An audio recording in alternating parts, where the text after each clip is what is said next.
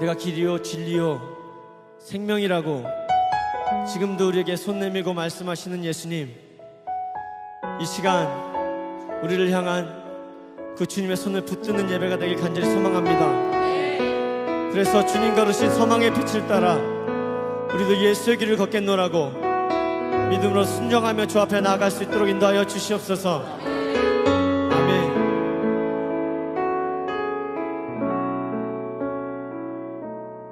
안개 속에서 주님을 보내 아무도 없을 것 같아 그곳에서 손 내미셔서 나를 붙드네 길 잃고 쓰러져가다 그곳에서 안개 속에서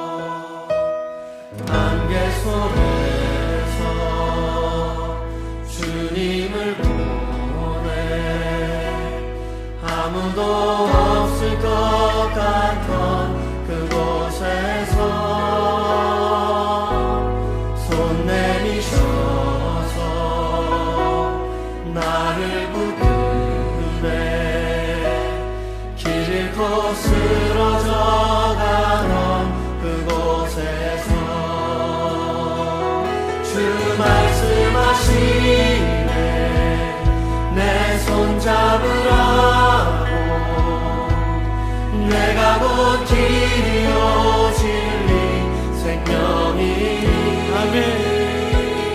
나 그 길을 보내 주 예비하시고 다른 길로 돌아서지 않으리 예수의 길 그 좁은 길 나는 건데 주 손 잡고 그 무엇도 두렵지 않네 주님 주신 약속 내게 있으니 세상의 길 그 험한 길 승리하네 성령으로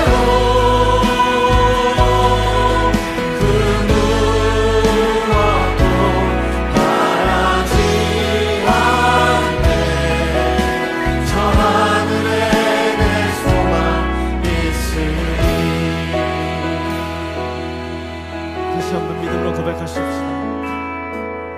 안개 속에서 주님을 보내 아무도 없을 것 같던 그곳에서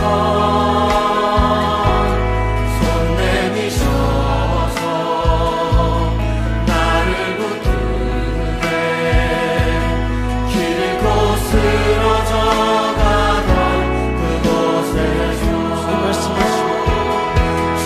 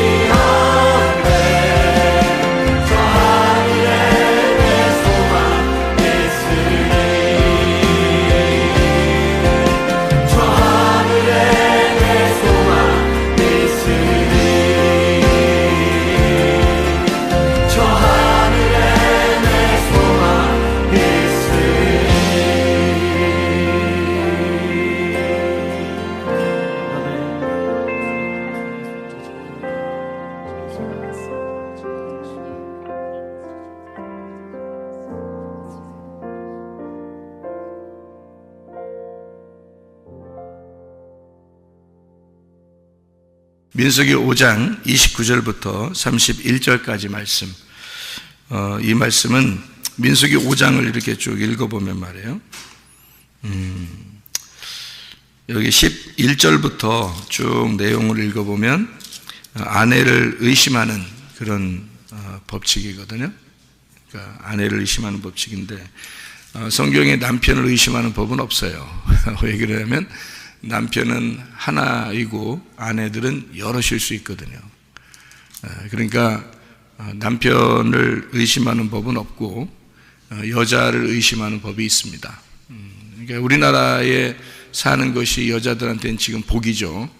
왜냐하면 한 남자와 한 여자가 아니면 한국에서는 뭐 힘들게 살아가죠. 아주 안 좋게 보니까. 그런데 이스라엘의 법에는 최소 4명 정도 이렇게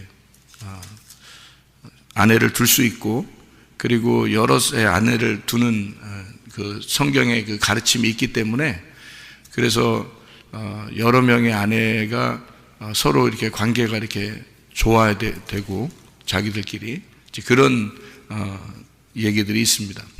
그런데 이제 여러 명의 아내가 있다 보니까 이 여자들이 혹시 의심나는 게 혹시 있다, 남편이 생각할 때, 그러면 그 여자를 데려다가 이제 의심의 법에 집어넣는 겁니다. 그래서 만약에 의심하는 것이 진짜 의심하는 것이 맞았다, 그러면 이제 죽는 거예요.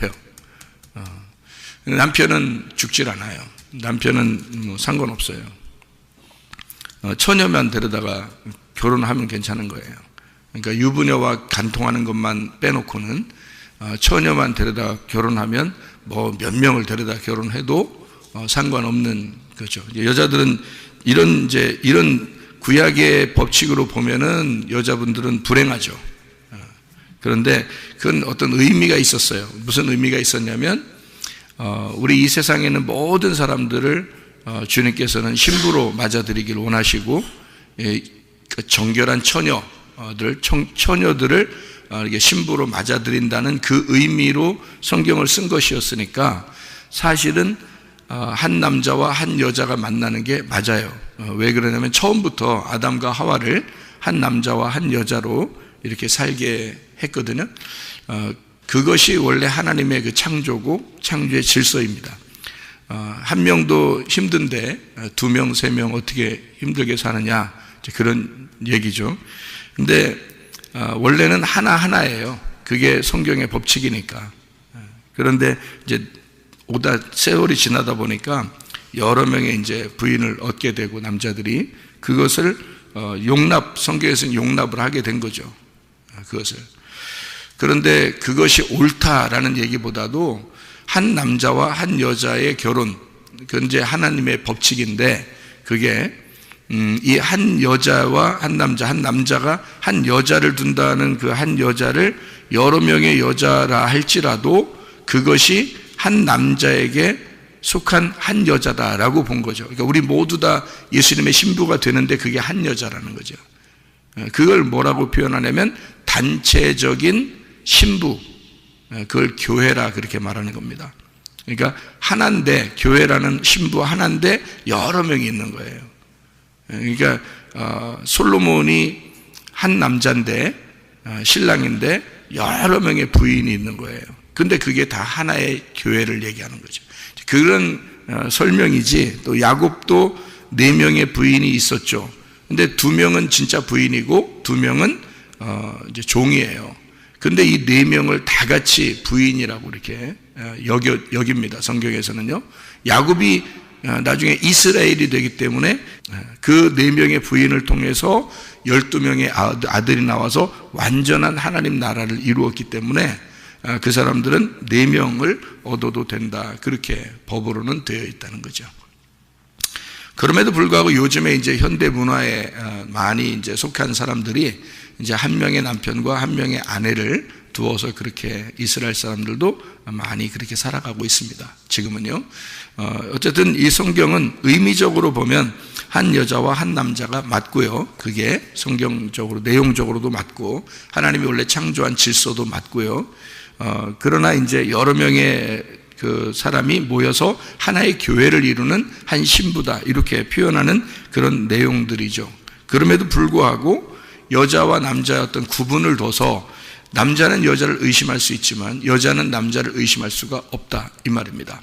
그게 성경의 규칙인데 이걸 처음부터 이렇게 정해놓지 않으면 나중에 헷갈리잖아요. 왜냐하면 성경의 법칙까지도 이게 그 법칙이니까, 이건 법칙인데 요것까지 흐트러 놓으면 안 되거든요. 왜냐하면 법칙이 뭐냐면 남편을 신랑으로 놓은 겁니다. 성경의 법칙은.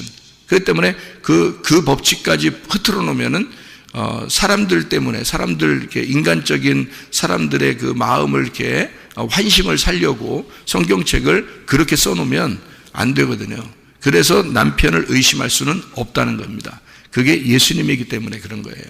남편이 예수님이기 때문에. 그게 법칙이니까, 성경의 법칙이, 규칙이란 말이에요. 그런데 여자는 의심할 수가 있다는 거죠. 여자는 의심할 수 있는데, 왜냐하면 그건 우리들이니까. 그건 우리들인데 예수님이 우리를 볼 때 의심을 할 수 있다는 얘기예요. 주님이 우리를 볼 때요. 그런데 우리는 예수님을 의심할 수가 없는 거죠. 그분은 남편이니까. 무슨 말인지 알겠죠? 그러니까 남편과 아내를, 다 성경에 나와 있는 남편과 아내는 모두 다 예수님과 나와의 관계를 얘기하는 거라, 이렇게 보면 여러분이 이해를 할 수가 있죠. 그래서 그리스도와 교회에 대한 이야기를 쓴다, 남편과 아내에 대한 이야기를 쓰면서 그리스도와 교회에 대한 이야기를 씁니다 라고 에베소 5장에 나와 있죠. 바울이 그렇게 에베소 교회한테 남편과 아내에 대한 이야기, 남편은 이렇게 하고 아내는 이렇게 하십시오. 그런데 이것은 그리스도와 교회에 대한 이야기입니다, 이렇게 이야기를 했잖아요. 그게 이제 바울이 잘 깨달았기 때문입니다. 구약의 모든 내용들을 바울이 잘 파악을 하고 있기 때문에 그런 거죠. 그러니까 이게 하나의 규칙을, 공식을 이렇게 알고 있기 때문에 그런 거예요. 성경은 그런 공식적인 것이 나와 있으니까 그거를 먼저 알고 그 다음에 설명을 하면 뭐 이해가 잘 되겠죠. 자기도 이해가 되고요. 그래서 남편은 예수님을 말하고 신부는 교회를 의미한다, 바로 나를 말한다, 이런 얘기를. 여러 명의 부인이 있었다라고 해도 상관없다. 왜냐하면 그건 교회를 표현하는 거기 때문에 단체적인 신부를 설명할 수 있는 것이다, 이렇게 보면 이해가 되는 거죠. 그러니까 남편은 의심이 안 가고 예수님이니까 우리는 의심을 해야 된다, 이런 얘기입니다. 뭐가 의심을 하느냐? 그러니까 여기 보니까 의심의 법이 있다는 겁니다. 의심의 법. 여러분을 의심의 법으로 이렇게 여러분 의심하지 않으면요, 여러분은 그 합당한 사람이 될 수가 없습니다. 합당한 신부가 되려면 합법적으로 합당한 신부가 되려면 남편의 의심에서 벗어나야 되거든요. 남편의 의심에서 벗어나야 되는데 이 남편이 정확하게 진리로 믿을 수 있어야 되는데, 참된 사람으로 믿을 수 있어야 되는데 가만히 보니까 의심이 난단 말이에요. 이 사람이 의심이 나. 그러면 의심을 해야죠. 그러니까 남편이 아내를 의심해야, 다시 말하면 신랑 되신 예수님이 우리를 의심을 해야 정상인 거란 말이에요. 의심을 안 하면 어떻게 해요? 그냥 내비둔다는 얘기예요. 내비두면 그 방종이고, 그는 그 사람을 사랑하지 않는다는 겁니다. 그죠? 예, 사랑한다면, 의심이 간다면 의심을 해야 되는 겁니다. 그죠? 의심이 안 가면 괜찮은데 의심이 갔어, 남편이. 그러면 남편의 의심이 가면 의심을 해야 돼. 왜냐하면 왜 의심을 해서 그걸 찝어내려고 그래요? 의심을 해서 왜 찝어내려고 그러냐고. 의심이 가니까 그런 거야. 마음에 의심이 가니까. 그럼 의심한 걸 찝어내야 돼. 그냥 속으로만 저거 분명히 저 거짓말 치고 있을 거야. 저거 분명히 그 의심이 가. 그러는데도 가만히 있어. 말도 안 해. 그냥 가만히 있어. 그러면 어떻게 해? 여러분은 그냥 사랑이다 생각해요. 여러분이 그게 그 용서라고 생각해요. 그럼 여러분이 눈곱만큼도 생각이 안 나. 그런 게, 예를 들어서 의심을 했어. 어떤 사람을 의심을 했는데 눈곱만큼도 나는 저 사람을 이게 다른 눈으로, 눈곱만큼도요. 눈곱이에요. 눈곱입니다. 눈곱이 많잖아요. 그죠? 그 눈곱만큼도 나는 저 사람을 이상하게 안 봐.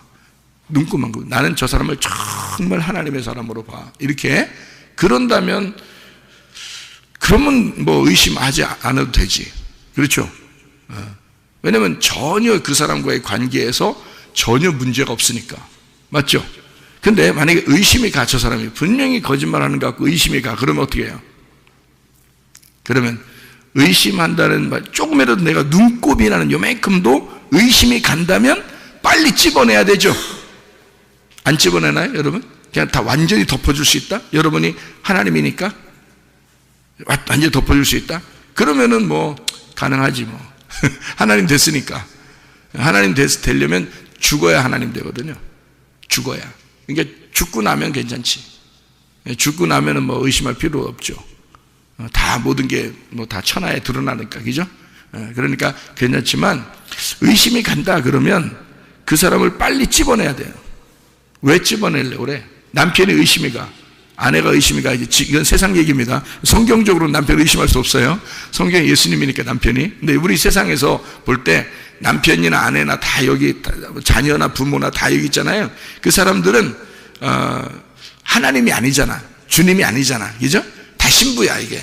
다 신부들이야. 다 여자들이야, 이게. 우리들은, 나도 여자고 여러분도 여자예요. 하나님 성경 안에서 보면, 그죠? 우리들은 다 여자예요. 그러니까 우리들은 다 의심을 받아야 돼. 의심을 받아야 되는데 의심의 법으로 딱 집어내려고 의심의 법을 딱 대서 이걸 집어내면은 사랑이에요? 아니면 그냥 두면은 사랑이에요? 집어내면 사랑이에요. 여러분. 너 왜 정직하지 못해? 왜 진실하지 못해? 너 왜 정확하게 얘기 못해? 예를 그렇게 했단 말이에요. 그러면 그렇게 물어본다는 얘기는 왜 그래요? 그렇게 물어본다는 얘기는 사랑하기 때문에 물어보는 거예요. 사랑 안 하면 옆집 아저씨한테 물어보고 다녀요? 여러분? 옆집 아줌마한테 물어보고 다니냐고, 여러분. 뭐 의심나면. 네? 어디 갔다 왔나? 어제 저녁에 새벽에 4시에 들어오던데요, 아줌마. 이러면서 막 의심나? 이러면서 물어보고 다녀요, 여러분? 옆집 돌아다니면서 문 두드리면서? 안 그래요? 근데 여러분, 집안에서 남편이 아내나 자녀가 밤에 늦게 들어와도 말해요. 너 어디 갔다 왔어? 너 뭐 했어? 너 누구랑 있었어? 이렇게 계속 물어봐요, 그죠? 의심한다는 얘기야. 왜 의심해요? 네? 왜 의심해? 사랑하니까, 내 자녀니까. 무슨 말인지 알겠어요? 의심하는 건 나빠서 그런 게 아니에요. 사랑하니까 의심하는 거야. 신랑 되신 예수님이 우리를 자꾸 캐묻는 것은 너 믿음 정말 있는 거야? 너 정말 믿음 있는 거야? 정말 나만 사랑하는 거야? 이걸 자꾸 물어봐요, 여러분에게. 설교를 통해서. 이 성경을 통해서, 설교를 통해서 계속 물어본다고, 여러분. 너 정말 나만 사랑하는 거 맞아? 너 정확한 거야? 너 진실해? 너 진짜 믿음이 있어? 계속 물어봐요, 여러분한테. 왜요? 사랑하니까. 그래서 자녀가 밖에 나와서 늦게 들어왔는데 얘기를 슬슬 감춰. 뭐 했는지 슬슬 감춰. 아이, 뭐, 말하지 않았겠어. 아이, 뭐, 물어보지 마. 뭐 이러면서 그러잖아요. 부모가 어떻게 해요? 알았어. 네 맘대로 살아, 인생. 이렇게 해요? 아니면은 밤새더라도 물어봐요. 밤새. 다음날 잠도 못 자고 학교 가. 말 안 했다가는, 예? 말 안 했다가는 밤을 새서 너 죽고 나 죽자. 이러면서 밤 샌다니까? 예. 남편이 어떻게 해요? 나갔다 들어왔는데 새벽 2시에 들어왔어. 근데 말을 안 해. 예? 어디 갔다 왔는지 물어보는데 말이야. 어디 갔다 왔어요? 물어보지 마. 아, 그래요? 저는 뭐 안 물어볼게요. 그러면서 잡시다 우리. 이렇게 해요? 어디 갔다 오니까요? 누구랑 있었냐니까요? 계속 물어봐요. 근데 대답을 계속 안 해. 이 곰탱이 같은 남편이 말도 안 하고 가만히 있어. 어디 가고. 응? 물어보지 말라니까? 오히려 적반하장이야. 계속 그러면 어떻게 해? 부인이 오늘 너 죽고 나 죽자 이러잖아요. 밤새도 응? 잠을 자나 보자. 나도 안 자고 당신도 안 자. 응? 끝까지 물어봅니다. 그죠? 왜 그렇게 물어보는 거예요? 정말 이 여자 정말 귀찮게 하네, 진짜 나를. 이렇게, 이 남자 진짜 날 귀찮게 하네. 그래요? 아니, 그럴 수 있죠. 왜 날 귀찮게 해? 날 그냥 믿으면 됐지. 이렇게 할 수 있지만, 사실 그 물어보는 사람을 생각해 보라고요. 정말 나를 사랑하니까 그렇게 물어보는 거야. 그렇죠? 안 사랑하면 뭐하러 물어봐, 그걸.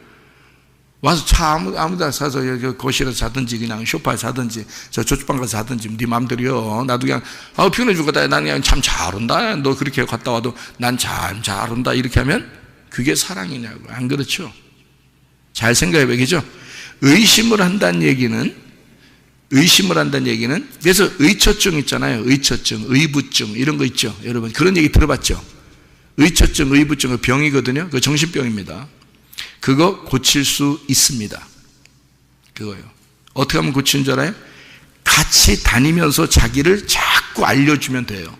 자기의 그 정확한 그 진실함을 자꾸 알려주잖아요. 그러면 이 사람이 원래 의심의 병이 생긴 건 어릴 때부터 있어서 뭔가 정신적으로 잘못돼서 생긴 건데요. 그래서 의심을 하게 되는 거예요. 자기 아버지와 어머니의 그 사이에서 관계에서 의심나는 것들이 너무너무 많았고 힘든 것들이 너무 많았어요. 근데 이런 것들이 이제 정신적인 병이 생긴 게 의처증, 의부증이거든요. 그런 남편이나 아내가 자기를 너는 왜 그래? 너 의부증이야? 너 의처증이야? 이런다고 그러면 이 사람 병 더 심해집니다. 여러분 또 병이 심해져요. 그래서 나중에 막 돌아버려 이렇게 막 돌아버려. 그래서 빙빙빙 돌아 이렇게. 그러다가 막 하얀 집으로 가 이제 나중에. 진짜예요. 약 먹고 하얀 집 가고 막 이래 이제 큰일 나는 거예요. 근데 그러지 말고 그럴 때 그 고칠 수 있는 방법이 있어요. 진실하게 자기가 데리고 다니면서 계속 자기를 알려주면 돼요. 나는 누구랑 이렇게 얘기했고 나는 누구랑 뭐 했고 나 이렇게 하면서 계속 자기 진실하면은. 근데 이 여자가 자기를 감추고 싶어. 자기의 나도 내 인생이 있어 그러면서 감추잖아요. 그럼 이 사람은 진짜 정신병자 됩니다. 알아요? 근데 이거를 자꾸 알려주잖아요. 정신병 나서버려요. 그거 의처증, 의부증 나서버립니다. 이 남자는, 이 여자는 내가 믿을만해. 이렇게 믿을만한 사람으로 바뀌잖아요. 이 세상에 사람들이 이렇게 다 의심나는데, 내 남자는, 내 여자는 믿을만하구나. 이렇게 되잖아요. 그러면 의처증, 의부증 사라져버립니다. 그 정신병인 병인데, 요거를 그 핸드폰도 비밀번호 안 해놓고 싹 밝히고, 그 다음에 자기의 삶을 다 소개하고, 그리고 데리고 다니면서 자기 걸 확인시켜 주잖아요. 그러면은 병이 고쳐져요. 그거는 금방 고쳐집니다. 이게 의심나서 그런 거거든요. 왜 의심해? 그러니까 반대로 생각해 보라고요. 의처증, 의부증을 반대로 생각해 보세요. 저 사람이 나를 의처한다, 의부한다. 반대로 생각해 보면 기분 나쁜 일이 아니라 나를 사랑한다라고 생각해 보세요.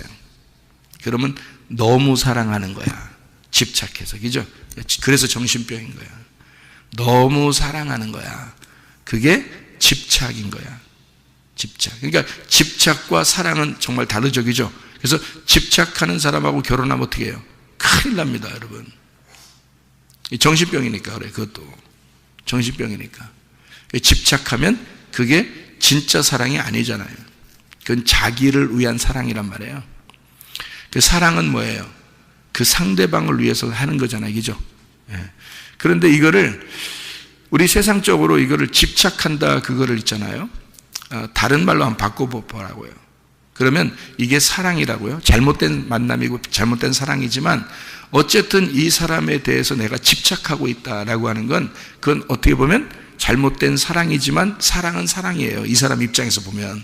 왜냐하면 그 사람이 어릴 때부터 정신병이 생겼기 때문에 그 정신병을 가지고도 자기는 그 정신병자로서 사랑하는 거거든요. 나름대로 사랑하는 모습이 그게 집착으로 나타난 거거든 말이에요. 이해가 됩니까?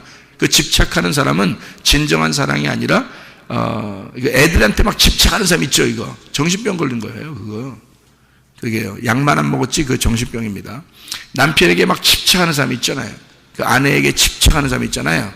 그 병이에요. 정신적인 병. 그게 진짜 사랑은요. 이걸 풀어줍니다.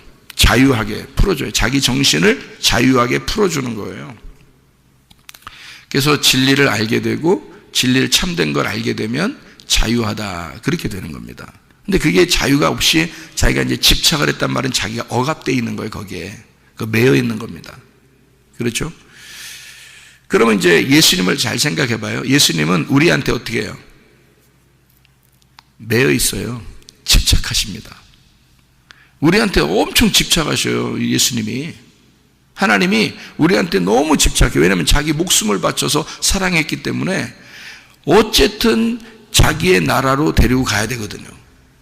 자기의 품 안에 품고 자기가 데리고 가야 돼. 그리고 자기가 우리 안에 들어오고 싶고 우리를 자기 안에 들여보내고 같이 있고 싶은 거예요. 계속. 너무 집착을 하는 거예요.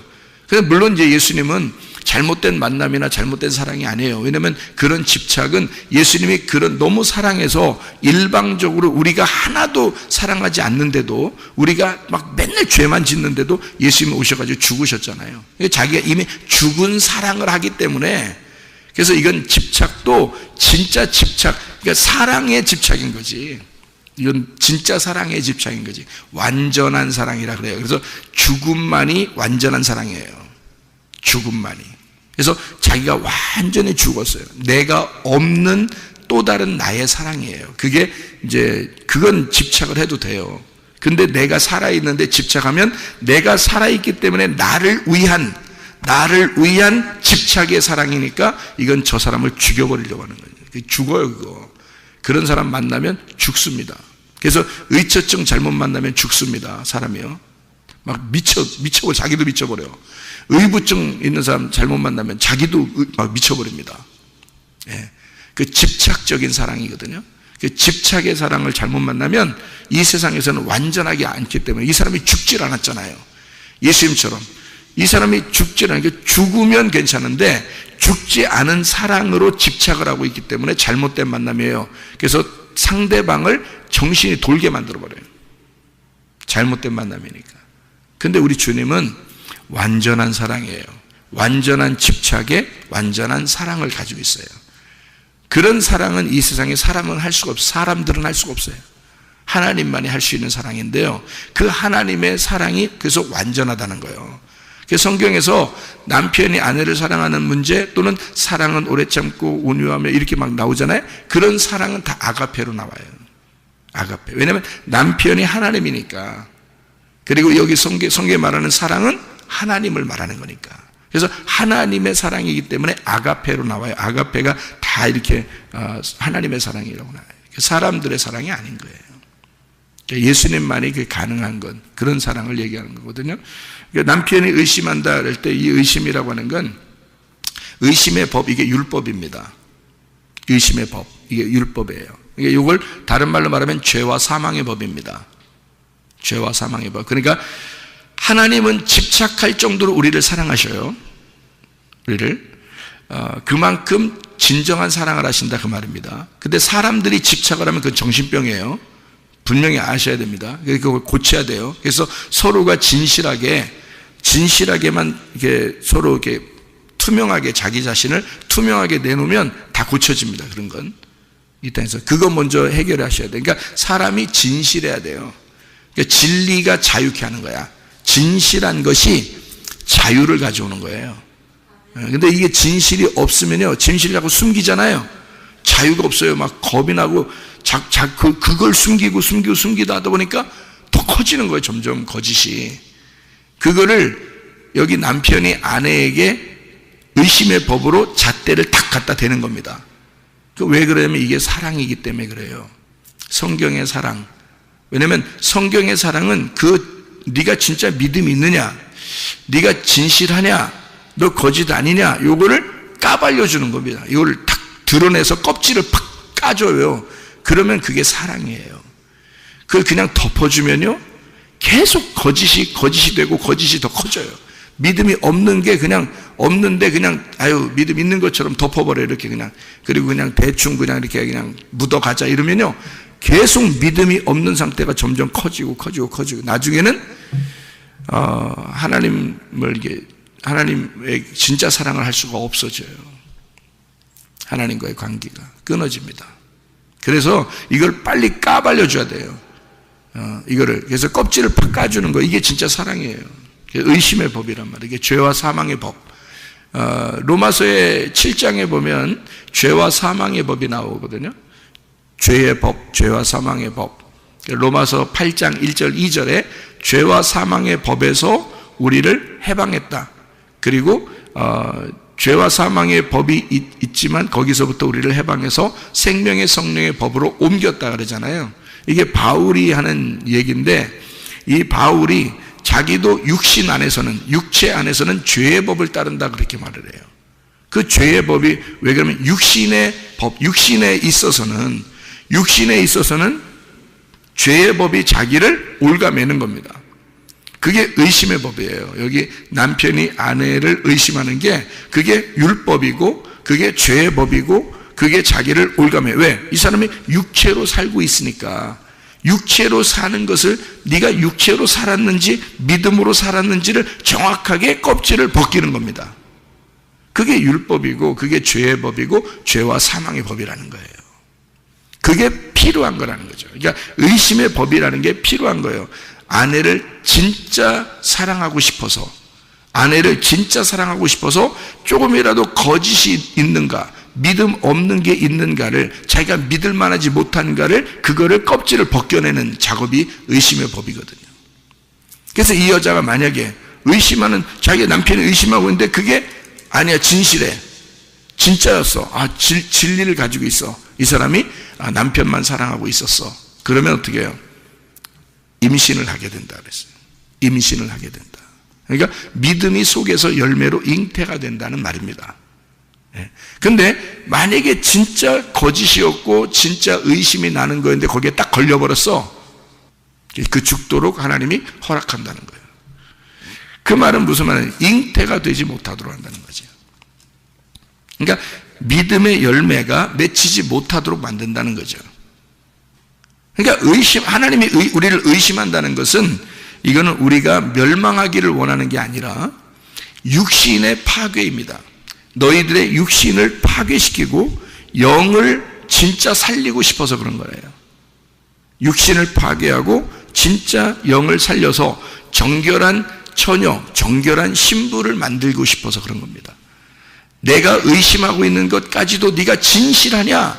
그러면 그 진실한 것이 드러나게 되면 정결한 신부가 되잖아요. 그러니까 우리를 계속해서 율법의 말씀 잣대로 계속 배는 겁니다. 너 믿음으로 진실하냐? 너 믿음으로 진실하냐?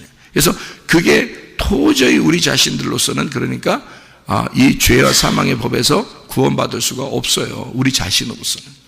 그래서 예수님이 오셔가지고 나는 오직 당신만 사랑합니다, 이런 고백이 나와야 되죠. 예수 그리스도 당신만 나는 사랑합니다. 당신이 오지 않았으면 나는 도저히 살아갈 수 없는 사람입니다. 그래서 나는 당신만 의지하고 삽니다. 이게 딱 드러나잖아요. 그게 믿음이란 말이에요.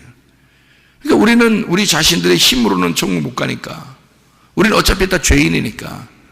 근데 신부로 맞아들였어요. 그러면 주님께서 우리를 갖다 잣대로, 율법의 잣대로 계속 재는 것은 뭐냐면 자기에게서 벗어나지 말라는 거죠. 하나도 자기에게서 벗어나지 말라는 거죠. 계속 의심을 한다는 얘기는 집착할 정도로 주님이 우리를 사랑한다는 얘기입니다. 그러니까 내게서 벗어나지 말라 이거예요. 자기에게서 벗어나지 말라. 근데 벗어나는 것이, 의심하는 게 딱 맞아버리면 그 사람 죽는 거고, 만약에 벗어나지 말라고 계속 이렇게 붙들고 있는데 이 사람이 진짜 자기를 사랑하잖아요. 신랑을 사랑하잖아요. 주님만 사랑하잖아요. 그러면 아이를 임신하게 돼요. 이 주님, 신랑의 아이를 임신하게 된단 말이에요. 그게 이 의심의 법칙입니다. 민수기 5장의 의심의 법칙. 그러니까 이거는 의심의 법칙인데 다른 말로 말하면 사랑의 법칙인 거지. 그러니까 예수님의 입장에서 보면 사랑의 법칙인 거고, 성경 여기 글씨로 봐서는 의심의 법칙이죠. 그러죠? 이 두 개가, 그러니까 십계명을 율법으로 보면은 의심의 법이고요, 십계명을 사랑의 법으로 보면 은혜의 법이란 말이에요. 언약이란 말이에요. 그러니까 하나님이 니네가 지켜야 된다, 그래야 천국 온다, 그게 아니라 내가 네 대신 다 지켜줄 테니까 나만 의지하고 따라와라, 이렇게 되는 언약을 하는 거죠. 언약. 이 십계명을 내가, 하나님의 아들이 지켜줄 테니까, 그것 때문에 너희들을 위하여 이 율법의 말씀을 안에서 하나님의 아들이 와서 죽어 주심으로써 그 아들을 믿고 와라는 거죠. 너희들이 이것은, 그러니까 율법으로 내가 지켜보려고 그러면 율법인 거고, 의심의 법인 거고, 이게 죄의 법인 거고, 예수님 하나님의 아들의 법으로 보면 언약이 되는 거란 말이에요. 결혼 서약, 주님과 내가 결혼한 약속, 그 약속이 되는 거예요, 십계명이. 그러니까 십계명을 율법으로 보느냐 언약으로 보느냐 하는 것입니다. 차이가요. 그러니까 이 말씀을 의심의 법으로 보면 율법이 돼서 나를 의심하게 되는 거고, 그리고 나를 이렇게 심판하는 것이고요. 이 말씀을 사랑의 법으로, 생명의 법으로 보면 우리를 살리는 법이다. 하나님의 말씀이 우리를 살리는 책이 된다. 이런 얘기죠. 그러니까 이 의심의 법이라고 해서 여기서 의심의 법이 이렇게 나오니까 이건 뭐 왜 이런 말을 써놨어? 이거 뭐 너무 여자들한테 혹독한 거 아니야? 뭐 이렇게 생각할 수 있겠지만 아니죠. 반대로 보면 하나님의 그 사랑의 법이란 말이죠. 그래서 이걸 하나님의 사랑, 너무 우리를 사랑하기 때문에 이런 법을 만들어놨구나 라고 이렇게 보면 이게 사랑으로 바뀌죠. 그러니까 율법이 은혜로 바뀌는 겁니다. 그러니까 계명이 언약으로 바뀌는 거고, 우리의 어떤 그 억압된 종의 입장에서의 그 섬김, 하나님을 섬기려고 하는 그런 마음에서 결혼 서약이 돼가지고 우리가 남편과 아내를 서로가 사랑하기 때문에 섬기는 그런 거로 바뀌어버리는 거죠. 이런 게 믿음이라 그러는 거예요. 그러니까 우리 자신들이 열심히 하다 보면 나중에 어떻게 지치고 쓰러집니다. 그런데 주님의 언약으로 보면요, 사랑해서 주님은 우리를 어쨌든 끝까지 사랑했으니까, 죽을 때까지 사랑했으니까 이건 변함이 없는 거죠. 어차피 우리가 죽을 때까지 가도 그분의 사랑은 변함이 없는 거예요. 이미 죽었잖아요. 그분이 나를 위해서 죽으셨고 사랑했기 때문에 그 사랑은 변함이 없어요. 내가 문제인데, 내가 그 사랑에 변함이 없는 그 나를 사랑하시는 것만 깨달으면요, 내 신랑이 나를 정말 사랑하는구나, 내 아내가 날 정말 사랑하는구나, 이걸 깨달으면 왜 여기서도 어떻게 해요? 그게 기쁨으로 섬기잖아요. 기쁨으로. 그러니까 그 기쁘단 말이에요. 그러니까 사랑하기 때문에 뭐래도 하나라도 만들어주고 싶고, 사랑하기 때문에 뭐래도 주고 싶고 뭐 이런 게 있을 거 아니에요. 그게 언약, 결혼 서약이란 말이에요. 결혼 언약. 그러니까 이 말씀이 율법으로 보면 너무 힘든 거지만, 그래서 우리가 믿음을 힘들게 갖는 사람들이 많다고. 믿음을, 이거는 언약이라고요. 결혼 서약이란 말씀이란 말이에요. 그러니까 의심의 법으로 보면 무서운 얘기죠. 이게 율법 잘못 마시면 그냥 쏘고 죽어요, 이거. 그런데 이거를 반대로 생각하면, 나를 너무 사랑하시는 주님이 나의 진실함을 위하여 나를 껍질을 벗겨내는 것이다. 이렇게 보면 이게 사랑의 서약으로 보는 거죠. 사랑의 법이다. 의심의 법이 사랑의 법으로 바뀌는 거죠. 이걸 이제 일부러 이런 식으로 써놓은 거예요. 그래서 우리를 고린도 후서 11장 2절 말씀 하나 보고 마칠게요. 고린도 후서 11장 2절 말씀 보면 이렇게 되어 있습니다. 내가 하나님의 열심으로 너희를 위하여 열심을 내노니, 내가 너희를 정결한 처녀로 한 남편인 그리스도께 드리려고 중매함이로다. 이렇게 되어 있습니다. 그리스도에게, 한 정결한 처녀로 한 남편인 그리스도에게 드리려고 중매한다. 그렇습니다. 그러니까 뭐를 얘기하려고 하는 거냐면, 오직 그리스도라는 한 영에게, 한 말씀에게 너희를 정결한 처녀로 신부를 만들어 버리겠다는 얘기입니다. 그죠? 그런데 그러면 이제 정결한 처녀가 안 되는 건 어떻게 되는 거예요? 다른 말씀을 따라가고 있다는 얘기예요. 다른 말씀을 따라간다. 다른 믿음을 가지고 있다. 그러니까 정결한 그리스도에게, 내가 그리스도만, 오직 그 순수한 그 믿음, 그 영에게 따라가면, 그 말씀을, 순수한 말씀을 따라가면 이게 정결한 처녀가 되거든요. 그런데 다른 영을 따라가고 다른 말씀을 따라간다 그러면 부정한 여자가 되는 거죠. 그러면 신부가 될 수가 없는 거예요. 음녀가 되는 것입니다. 그러니까 결국에 보면 요한계시록에도 음녀를 파괴시키려고 요한계시록이 있는 거예요. 음녀를 파괴시키려고. 그래서 음녀를 파괴시키고 다 갈기갈기 찢어놓고 그 다음에 바로 요한계시록 19장에 혼인잔치가 나오는 거예요. 그래서 여러분 그 요한계시록 16장부터 18장까지가 진노가 나오거든요. 하나님의 진노의 대접, 이게 나와요. 그 진노의 대접을 쏟아요. 그게 어디다 쏟는 거예요? 음녀에게 쏟는 거예요. 그 진노의 대접을 음녀에게 쏟아. 그러면 그 진노의 대접 음녀에게 쏟아. 무서워, 어떡해, 뭐 음녀가 되지 말아야 되겠다. 그게 아니라 음녀에게 그 진노의 대접을 쏟아야 돼요. 그 진노의 대접이라는 거를 다른 말로 제가 설명을 해드릴게요. 의심의 법입니다. 죄와 사망의 법이에요. 그걸로 쏟아버리는 거예요. 그러면 완전히 의심해버리고 완전히 진노해버리고 완전히 그 사람을 파괴해버리는 거죠. 그러면 어떤 현상이 벌어져요? 음녀가 다 타 죽겠죠.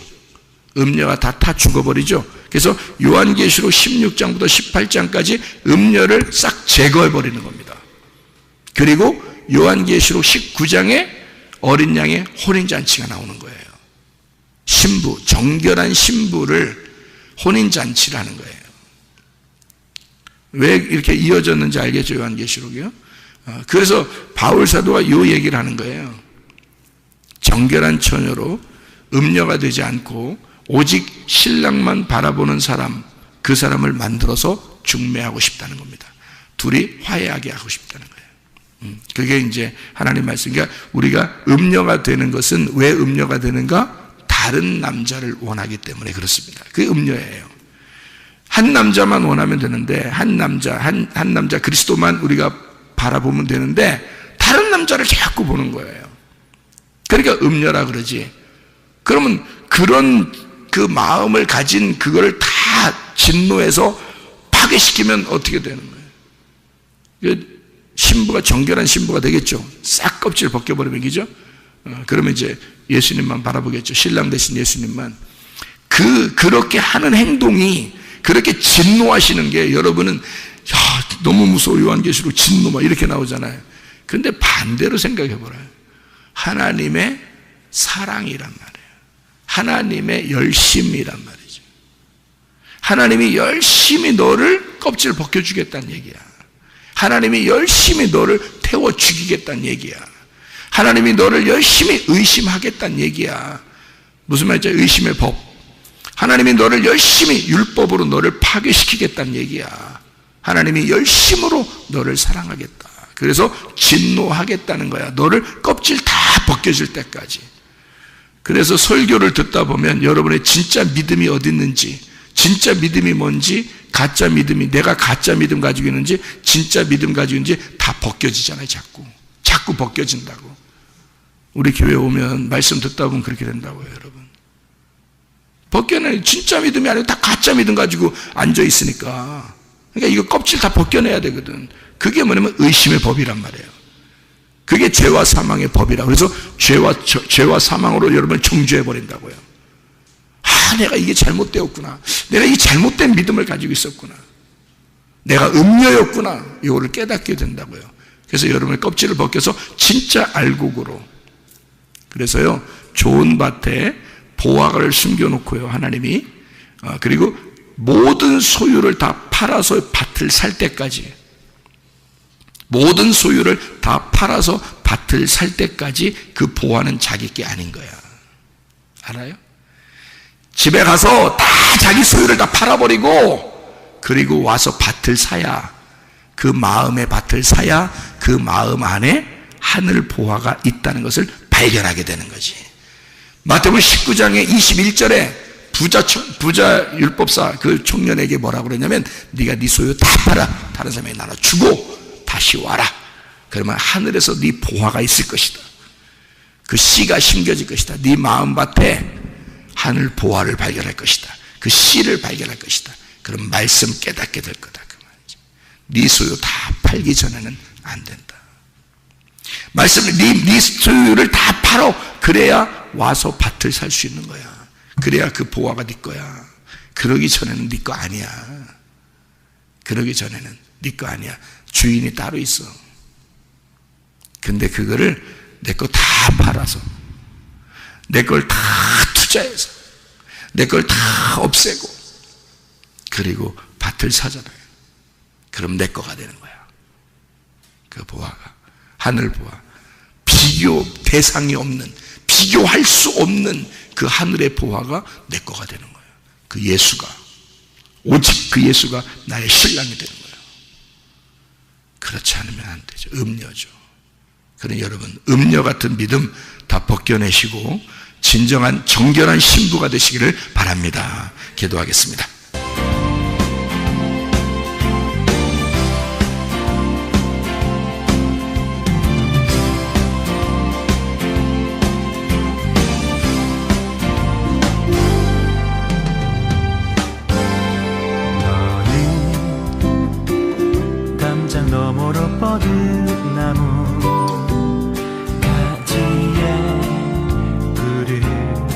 열매처럼 하나님의 귀한 축복이 삶에 가득히 넘쳐날 거야. 너는 어떤 시련이 와도 능히 이겨낼 강한 발이 있어. 전능하신 하나님께서 너와 언제나 함께 하시니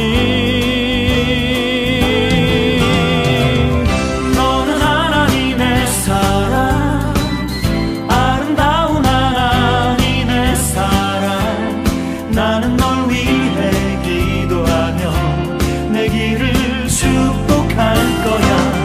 너는 하나님의 선물, 사랑스러운 하나님의 열매, 주의 품에 꽃피는 나무가 되어줘.